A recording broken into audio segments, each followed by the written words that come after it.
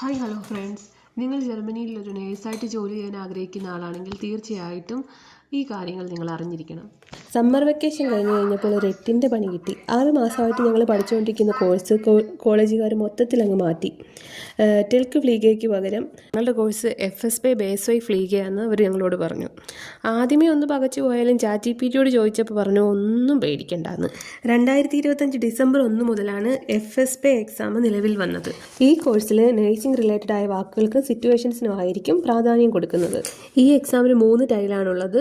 ഒന്നാമത്തെ ടൈലിൽ പേഷ്യൻ്റ് ഒരു നേഴ്സുമായിട്ടുള്ള ഒരു കോൺവെർസേഷൻ, രണ്ടാമത്തെ ടൈലിൽ ഒരു നേഴ്സും തമ്മിലുള്ള കോൺവെർസേഷൻ, മൂന്നാമത്തെ ടൈലിൽ ഷ്രൈബനാണ്. അത് നമ്മൾ പേഷ്യൻറ്റിൻ്റെ കണ്ടീഷൻ വെച്ചിട്ടൊരു ഫ്ലീഗെ പരീക്ഷിച്ച് എഴുതണം. ജർമ്മനിയിൽ നേഴ്സായി വരണമെന്നൊരാഗ്രഹം നിങ്ങൾക്കുണ്ടോ? നമ്മൾ നാട്ടിൽ നിന്ന് ജർമ്മനിയെക്കുറിച്ച് കേൾക്കുമ്പോൾ ആദ്യം തോന്നുന്നത് നല്ല സാലറി, നല്ല ലൈഫ് സ്റ്റൈല്, നല്ല ഫ്യൂച്ചർ.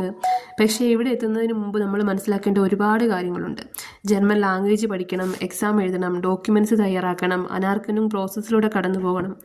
പുതിയ രാജ്യത്ത്, പുതിയ കൾച്ചറിൽ, പുതിയ ആളുകൾക്കിടയിൽ ജോലി ചെയ്യാൻ പഠിക്കണം. മറ്റുള്ളവർ അത്ര വേഗത്തിൽ ജർമ്മനിയിലെത്തിയെന്ന് നോക്കണ്ട. നിങ്ങളുടെ ജേർണി നിങ്ങളുടേതാണ്. ഒരുപക്ഷെ നിങ്ങളുടെ ജേർണി കുറച്ച് സ്ലോ ആയിരിക്കാം, പക്ഷേ സ്ലോ ആയതുകൊണ്ട് അത് റോങ് ജേർണി ആകുന്നില്ല.